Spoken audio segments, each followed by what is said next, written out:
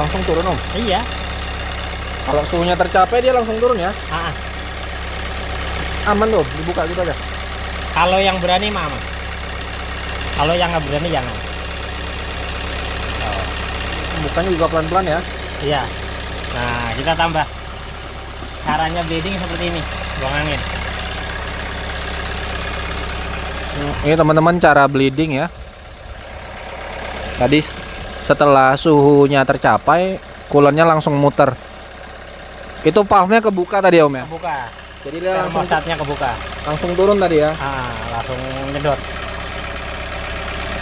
Nah, pokoknya R3 diesel dia kalau termostatnya masih standar, terus kuras air radiator, begitu dimasukin cuman masuk 4 liter, itu jangan buru-buru seneng, karena itu kalau dijalanin bisa